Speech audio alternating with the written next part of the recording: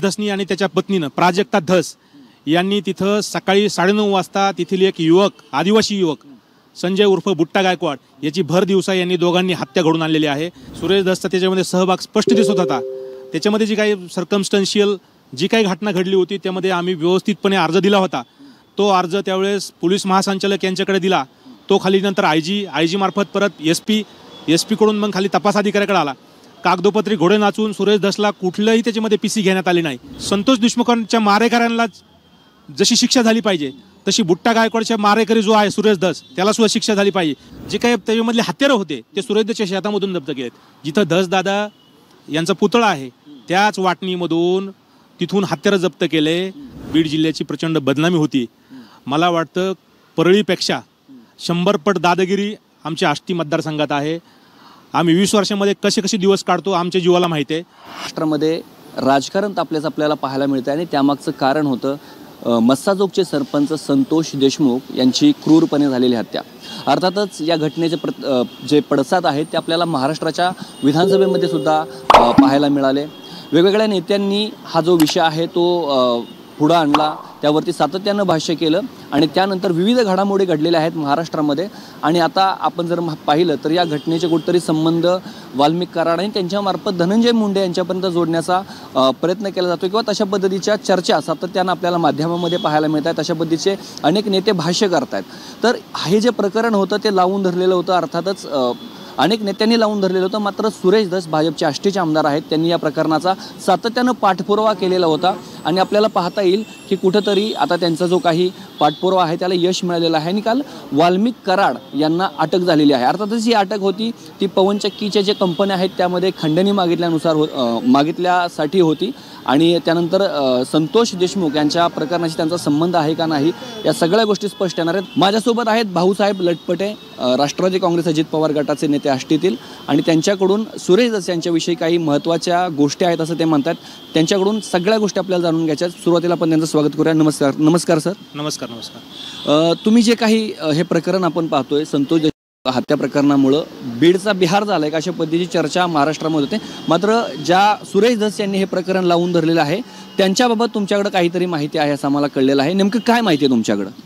हे पास सगळ्यात पहिली गोष्ट जे काही मसाजोगचे सरपंच त्यांची जी हत्या झाली, क्रूर हत्या, त्या संदर्भामध्ये महाराष्ट्राचे मुख्यमंत्री यांनी विधानसभेत घोषित केल्याप्रमाणे एक सक्षम अशी SIT गठीत केलेली आहे आणि ही SIT गठीत करण्यामागे याच्यामधील खरे आरोपी कोण आहेत हे शोधण्याचं, याच्यामध्ये मूळ शोधण्याचं देवेंद्रजींनी सांगितल्याप्रमाणे त्यांनी मूळ शोधण्यासाठी SIT गठीत केलेली आहे। मात्र यामध्ये जे आमच्या आष्टीचे आमदार आहेत हे वारंवार राजकारण आणत आहेत आणि सगळ्यात महत्त्वाचं जे काही तपास अधिकारी आहेत, तपास अधिकाऱ्याच्या कामामध्ये किंवा तपास अधिकाऱ्याच्या तपासामध्ये राष्ट्रपती देखील हस्तक्षेप करू शकत नाहीत आणि वारंवार वेगवेगळ्या मुलाखतीच्याद्वारे एक राजकीय कुठेतरी स्पर्धेतून, राजकीय द्वेषातून, राजकीय पोटदुखीतून एक कावीळ सुरेश धसला झालेली आहे आणि यातून कुठंतरी राजकीय भवितव्य उद्ध्वस्त करण्याचं किंवा त्या हिशोबानं तसा कटकारस्थान रचण्याचं काम सुरेश धस करत आहेत आणि कुठंतरी हे निषेधार्ह आहे।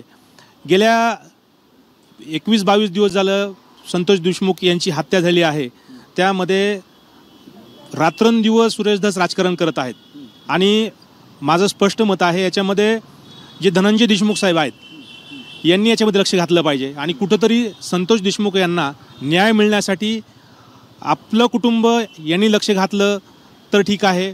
मात्र केवळ राजकारण करण्यासाठी जे राजकीय नेते मंडळी ज्यांचा विश्वासार्हता बिलकुल नाही आहे, केच्या लोकांना सुरेश धसबद्दल माहिती नाही। मी आष्टीचा आहे। सुरेश धस हे जे बोलतात हे खरं नसतं, त्यांना फक्त राजकारण करायचं आहे आणि राजकीय पोळी भाजण्याच्या हेतून ते सकाळ संध्याकाळ एक आका अशा पद्धतीने ते बोलत आहेत। मला वाटतं कुठंतरी धसांनी महायुतीचा धर्म पाळावा। जे त्यांचं काही म्हणणं आहे त्यांनी लेखी स्वरूपामध्ये तपास अधिकाऱ्याकडे दिलं पाहिजे आणि त्यांनी त्याच्यामध्ये राजकारण केलं नाही पाहिजे असं आमचं मत आहे। बरोबर, म्हणजे आपण खरं तर या सगळ्या गोष्टी पाहतच आहोत मीडियाच्या माध्यमातून। पण तुम्ही एक थोड्या वेळापूर्वी जे काही आपली चर्चा झाली होती त्यामध्ये तुम्ही सुरेश धस यांच्यावरती काही घटना सांगितलेल्या होत्या, त्याबद्दल तुमचं काय मत आहे? नेमका काय आरोप आहे तुमच्या सुरेश धस यांच्यावरती? हे 2014 साली म्हणजे बीडचं बिहार झालं आहे असं म्हणत असताल कुणी, तर मी बीडकर आहे आणि बीडविषयी मला अभिमान आहे. बीडच्या संदर्भामध्ये जी बीडची बदनामी चालली आहे, बीडमध्ये जी परळीला किंवा केजला जी काही मीडिया ट्रायल जोरदार चालू आहे आणि बीड जिल्ह्याची प्रचंड बदनामी होती, मला वाटतं परळीपेक्षा 100 पट दादागिरी आमच्या आष्टी मतदारसंघात आहे. आम्ही 20 वर्षामध्ये कसे दिवस काढतो आमच्या जीवाला माहिती आहे. पत्रकारांना माझी विनंती की तुम्ही आष्टी मतदारसंघात जावं, तुम्हाला उघडपणे कुणीही बोलणार नाही. आष्टी मतदारसंघामध्ये 2014 साली या सुरेश धसनी आणि त्याच्या पत्नीनं प्राजक्ता धस यांनी तिथं सकाळी 9:30 वाजता तिथील एक युवक, आदिवासी युवक संजय उर्फ बुट्टा गायकवाड याची भर दिवसा यांनी दोघांनी हत्या घडून आणलेली आहे. त्याबद्दल आम्ही त्यावेळेस तक्रारी केल्या होत्या. त्या तत्कालीन त्यावेळेस लोकसभेला ज्यावेळेस उमेदवार होते मुंडे साहेब, लोकनेते मुंडे साहेबांनी आम्हाला सांगितलं की तुम्ही घटनास्थळी जाऊन तिथं पहा काय आहे ती. सुरेश धसचा त्याच्यामध्ये सहभाग स्पष्ट दिसत होता. त्याच्यामध्ये जी काही सर्कमस्टन्शियल जी काही घटना घडली होती त्यामध्ये आम्ही व्यवस्थितपणे अर्ज दिला होता. तो अर्ज त्यावेळेस पोलीस महासंचालक यांच्याकडे दिला. तो खाली नंतर आय जी मार्फत परत एस पीकडून मग खाली तपास अधिकाऱ्याकडे आला. कागदोपत्री घोडे नाचून सुरेश धसला कुठलंही त्याच्यामध्ये PC घेण्यात आली नाही आणि सुरेश धसला त्याच्यामध्ये आर्थिक काहीतरी लागेबांधे करून सुरेश धसला त्याच्यामध्ये PC न घेता, त्याच्यावर गुन्हा न दाखल करता त्याच्या बायकोला आणि त्याला तिथं निर्दोष सोडलेला आहे. म्हणजे कुठलीही ट्रायल न करता. मला सांगा, जीव तर सगळ्यांचा सारखाच आहे. संतोष देशमुख यांच्याबद्दल आम्हाला सहानुभूती आहे, परंतु घटना घडत असताना संतोष देशमुखांच्या मारेकऱ्यांना जशी शिक्षा झाली पाहिजे तशी बुट्टा गायकवाडच्या मारेकरी जो आहे सुरेश धस त्याला सुद्धा शिक्षा झाली पाहिजे. माझी मुख्यमंत्र्याला विनंती आहे, माझी न्याय व्यवस्थेला विनंती आहे की CRPC 173(8) प्रमाणे त्या घटनेमध्ये सुरेश धसची 2014च्या बुट्टा गायकवाडच्या मॅटरमध्ये सुरेश धसची PC काढावी, सुरेश धसला जेलमध्ये टाकावं. आणि अनेक बाकीचे प्रकरण आहेत. तुम्हाला सांगतो, मला खरं तर देवस्थानच्या प्रकरणामध्ये आपण त्या बाकी इतर विषयांवरती सुद्धा येऊयात. खरं तर तुम्ही सुरेश धस यांच्यावरती खुनासारखा गंभीर आरोप करताय आणि एकंदरीत खुनाच्या दृष्टिकोनातूनच बीडचं वातावरण तापलेलं आहे. हे जे काही आरोप करताय तुम्ही सुरेश धस यांच्यावरती, त्याच्याबद्दल काही पुरावे तुमच्याकडे आहेत का?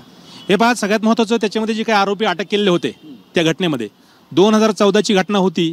त्यावेळेस तक्रारदार म्हणून त्यांची पत्नी होती संजय गायकवाडची. तिथं मला माहीत नाही त्यांनी का माघार घेतली, परंतु त्यावेळेस अज्ञात आरोपींच्या विरोधामध्ये गुन्हा दाखल झाला होता. त्यावेळेस नवीनचंद्र रेड्डी होते, मला असं वाटतं की SP. आणि अज्ञात आरोपीच्या नंतर पोलिसांनी ट्रेस केले, काही आरोपी ट्रेस केले, त्याच्यामध्ये जेलमध्ये टाकले आरोपी. परंतु लागेबांधे असताना असताना त्या घटनेचा जे काही त्याच्यामधले हत्यारं होते ते सुरेशच्या शेतामधून जप्त केलेत. जिथं धसदादा यांचा पुतळा आहे त्याच वाटणीमधून तिथून हत्यारं जप्त केले. तो लोहार तिथून अटक केला. अनेक त्याच्यामधले दुवे आहेत. जो मोबाईल सुरेश धस वापरत होते तो मोबाईल त्या आरोपींकडे होता.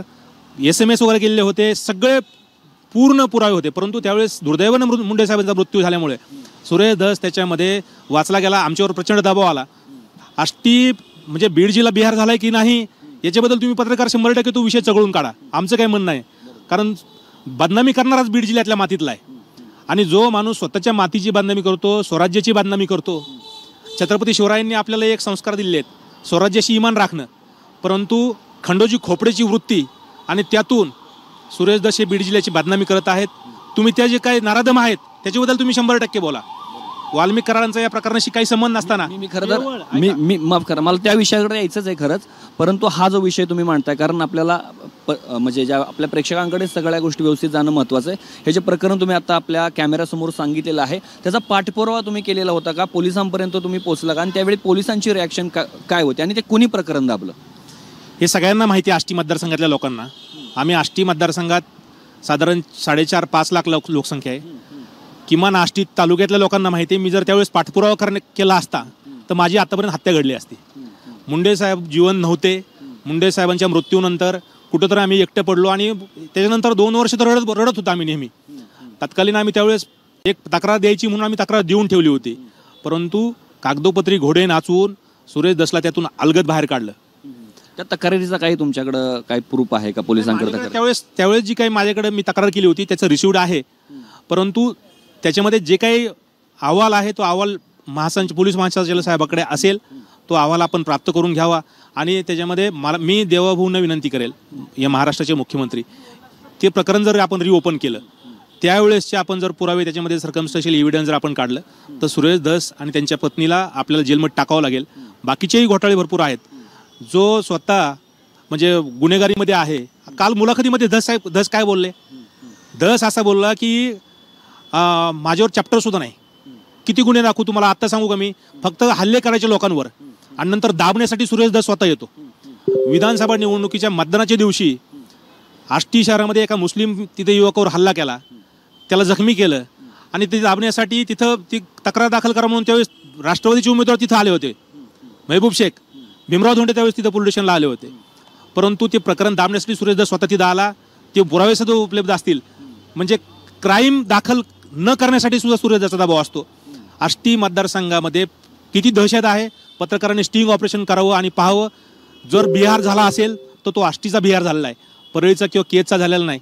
जे काही तिथले आरोपी आहेत त्यांच्यावर कठोर कारवाई करायला पाहिजे. आमचं त्याच्याबद्दल काही मत नाही आहे. वाल्मिक कराड यांची जी भूमिका आहे तर दूध का दूध पाणी का पाणी व्हावं, ते स्वतः हजर झालेले आहेत. कायदा मानणारे हे माणसं आहेत आणि धनंजय मुंडेला विनाकारण टार्गेट. सुरेश धस काय, त्यांनी प्राजक्त माळीची जी माफी मागितली, माफी म्हणजे माफी तर मागितलीच नाही, त्यांनी दिलगिरी व्यक्त केली. म्हणजे दिलगिरी व्यक्त करताना सुद्धा तुम्ही माफी मागू शकत नाही महिलेचं, त्याच्यामध्ये तुम्हाला कमीपणा वाटतो. हे चुकीचं आहे, लक्षात राहू द्या. मी तर स्पष्ट सांगतो, सुरेश धस यांना महिलाविषयी बिलकुल आदर नाही. 30 डिसेंबर 2022 रोजी या देशाचे पंतप्रधान नरेंद्र मोदी साहेब यांची आई हिराबेन यांचा मृत्यू झाला. या लोकांनी 30 डिसेंबरच्या दिवशीच रात्री गौतमी पाटील नाचवली आष्टीमध्ये. याच्यावरून यांचे संस्कार आहेत. मी तर म्हणतो त्याच वेळेस सुरेश धसांची भाजपमधून हकलपट्टी करायला पाहिजे होती. आष्टीमध्ये सुद्धा इव्हेंट होता. आष्टीमध्ये 30 डिसेंबर 2022 रोजी नरेंद्र मोदी साहेबांची आईंचं निधन झालं आणि त्याच दिवशी यांच्या लोकांनी, म्हणजे हे कदाचित असं म्हणतील की माझा काय संबंध त्याच्याशी. मग तुम्ही आता इथं आकाचा आका बोलतात, तुम्ही इथं आकाच्या आका बोलतात, तिथं तुम्ही तुमचं पोस्टर लागतंय आणि तुम्ही तो कार्यक्रम रद्द करू शकला नाही त्यावेळेस. हे पहा, विषय जुना जरी असला तर जुन्या प्रकरणातच तुम्ही वाल्मिक कराडांवर खंडणीचा गुन्हा दाखल केलेला आहे. त्याचं तुम्ही कुठेतरी संबंध जोडलेले आहेत. म्हणजे महिलांच्या संदर्भामध्ये तुमची भूमिका काय असते, महिलांविषयी तुमचे काय मत आहेत, त्याच्यामध्ये सुरेश धसांचे संस्कारच तसे आहेत. ही शिकवण शिवाजी महाराजांची, छत्रपती शिवाजी महाराजांची ही शिकवण नाही आहे. मला स्पष्ट असं सांगायचं. आष्टीचा बिहार झाला असे म्हणताय, तर आष्टीमध्ये अशी कोणती प्रकरणं आहेत जिथं तुम्हाला वाटतं की सुरेश धसांनी जे काही गुन्हेगार आहेत त्यांना अभय दिलं किंवा त्यांच्यासाठी फोर्स तयार केला पोलिसांवरती? हे पहा, आष्टीमध्ये तुम्हाला सांगतो त्यांनी स्वतःच गँग तयार केलेली सुरेश धसनी, आणि आम्ही लवकरात लवकर पोलीस अधीक्षकाला भेटणार आहेत. जे गँगमधले लोक आहेत त्या गँगमधल्या पोरांची नावं, कारण लोकांच्या जीविताचा प्रश्न आहे. अक्षरशः लोक तिथं हे पोरं सांभाळत असताना त्यांना हॉटेलमध्ये जेवण देणे, त्यांना 1-1 महिना 2-2 महिने त्यांना तिथं सांभाळणे, त्याचे तर उल्लेख अंजली दामानीने केलेला आहे. गुंडांना सांभाळला जातो, सुरेश धस सांभाळतो गुंडांना. आणि स्वतःची जी मुलं आहेत, स्वतःचे 2 मुलं त्यांना सुरक्षित ठेवायचं आणि बाकीचे जी युवक आहेत 21 वर्षाचे 22 वर्षाचे त्यांना गुन्हेगारीकडे लोटायचं, ही पॉलिसी सुरेशची. आणि सुरेश धस आज सगळ्या महाराष्ट्रात सांगतायत की मी याच्यामध्ये असं, ठीक आहे, तुम्ही लोकप्रतिनिधी म्हणून तुम्ही बोललं पाहिजे, लोकप्रतिनिधी म्हणजे तुम्ही आवाज उठला पाहिजे, परंतु तुम्ही बीड जिल्ह्याची बदनामी करत असताना तुम्ही धुतल्या तांदळाचे आहात का, हे तुम्ही स्वतः मला खरं तर हाच प्रश्न होता की जर सुरेश धस यांच्यावरती तुम्ही इतके गंभीर आरोप करताय तर यापूर्वी दुसरा कोणी नेता, मग इव्हन आपण धनंजय मुंडे म्हणूयात, पंकजा मुंडे म्हणूयात किंवा इतर जे काही बीडमधील जे प्रमुख नेते आहेत ते आजपर्यंत समोर का आले नाही, त्यांचं सुद्धा अपयश म्हणायचं काय? हे पहा, 2014 साली स्वतः मुंडे साहेबांनी शब्द दिला होता. मुंडे साहेबांनी आष्टी मतदारसंघामध्ये शब्द दिला होता की हा भस्मासूर मी निर्माण केला आणि हा भस्मासूर मी संपवणार. कारण सुरुवात जी केली निवडून आणण्याला तिकीट देण्यामध्ये, हे मुंडे साहेबांनी, पंडित अण्णांनी, त्यावेळेस दरेकर नाना होते, हे सगळ्यांनी त्यांना ताकद दिली. आणि त्याच्यानंतर गुलाला अंगावर पडला की धोका द्यायचा. म्हणजे ही खंडोजी खोपडे ही प्रवृत्ती लक्षात राहू द्या. या प्रवृत्तीला आमचा विरोध आहे. कुठंतरी संतोष देशमुख यांना न्याय मिळाला पाहिजे. यांना न्याय मिळत असताना याच्यामध्ये राजकारण झालं नाही पाहिजे. आणि गुन्हेगारीचा बिमोड करत असताना माझी विनंती राहील SP ला की आपण आष्टीकडे सुद्धा लक्ष द्यावं. आष्टीमध्ये खरी गुन्हेगारी आहे, आपण आष्टीकडे सुद्धा लक्ष द्यावं आणि गुन्हेगारांवर कठोर कारवाई करा अशी माझी विनंती त्यांना. बरोबर. आणि खरं तर या विषयावरती अजून काही प्रश्न आहेत.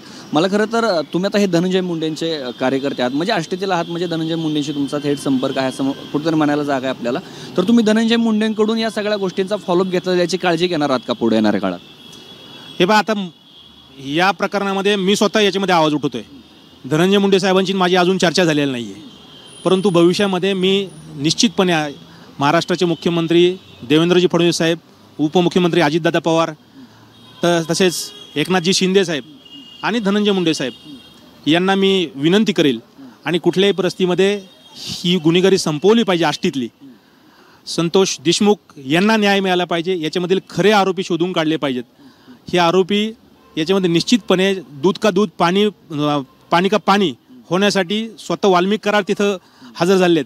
परंतु वाल्मिक कराड हजर होत असताना त्यांच्यावर सुद्धा एन्काउंटर करा म्हणजे ही तुमची माणुसकी कुठं? वाल्मिक कराडचं एन्काउंटर करा, तुमची कोणची वृत्ती आहे ही? मला तुम्हाला विचारायचं, ही वृत्ती बरोबर नाही. ज्या माणसाचा काही संबंध नाही, ज्या माणसाला खंडणीच्या गुन्ह्यामध्ये आणलेलं आहे, खंडणीच्या गुन्ह्यामध्ये जे माणूस सरेंडर झालेला आहे त्या माणसाला विनाकारण टार्गेट करायचं. परंतु पोलीस त्याच्यामध्ये 100% जे काही कनेक्शन जर काही असेल पोलीस शोधून काढतील. स्वतः वाल्मिक कराडाने सांगितलेलं आहे. बरोबर. मला खरं तर हाच एक महत्त्वाचा प्रश्न होता की वारंवार आपण पाहिलं तर मीडियामध्ये असेल किंवा एकंदरीत सर्वसामान्य जे लोक आहेत महाराष्ट्रभरातील, त्यांची एक भावना होती की जर वाल्मिक कराड यांचा या प्रकरणाशी काही संबंध नाही किंवा खंडणी प्रकरण हे त्यांच्या म्हणण्यानुसार जामीनपात्र आहे, त्यावरती जामीन मिळू शकत होता, मग एवढ्या दिवस वाल्मिक कराड का फरार होते किंवा आजपर्यंत त्यांनी आत्मसमर्पण का केलं नव्हतं? हे पहा, सगळ्यात पुन्हा एकदा तुम्हाला सांगतो, त्यांच्यासोबत किंवा काल जे बोलताना एक तिथं कार्यकर्ता बोललो की जीविताची कुठेतरी भीती वाटली त्यांना आणि म्हणून ते कुठेतरी गेलेले होते. आणि हे लक्षात राहू दे, ज्यावेळेस माणूस कुठेतरी बळीचा बकरा ज्यावेळेस शक्यता येते त्यावेळेस माणूस घाबरून त्यावेळेस गायब होतो.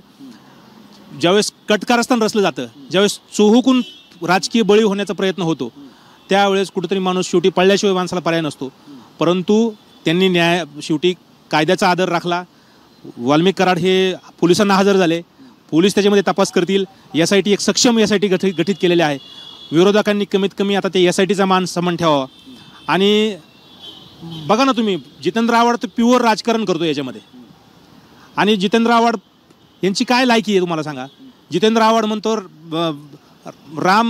प्रभू रामचंद्र मांसाहारी होते आणि हे रामाची जमीन खाणारे सुरेश दस त्यांना आता त्यांच्या होल करतायत. जसं सुरेश दस म्हणतायत की जय आणि वीरूची जोडी आहे वाल्मिक कराड आणि धनंजय मुंडे, आमचं मत आहे की जितेंद्र आव्हाड आणि सुरेश दस ही जय आणि वीरूची जोडी आहे, हे लक्षात राहू द्या. हे दोघं एकच आहेत. तर निश्चितपणे त्यांनी अतिशय गंभीर आरोप केलेत. भाऊसाहेब लटपटे राष्ट्रवादी काँग्रेस अजित पवार गटाचे कार्यकर्ते आहेत आष्टीमधील, आणि त्यांनी सुरेश दस यांच्यावरती खूप गंभीर आरोप केले. त्याचप्रमाणे जे वाल्मिक कराड असतील किंवा धनंजय मुंडे असतील यांचं कुठेतरी त्यांनी पाठराखण केले किंवा समर्थन केल्याचं आपल्याला पाहायला मिळते. त्याचबरोबर संतोष देशमुख यांच्या ज्या काही केसमध्ये जे काही आरोप आहेत त्यांना शिक्षा द्यावी अशा पद्धतीची भावनासुद्धा व्यक्त केलेली आहे. अर्थातच त्यांनी जे काही आरोप केले त्याचासुद्धा आपण पाठपुरावा करत राहणार आहोत. त्यामागचं सत्य नेमकं आहे ते सुद्धा महाराष्ट्र टाइम्सच्या माध्यमातून तुमच्यापर्यंत आणण्याचा प्रयत्न करणार आहोत. तुर्तास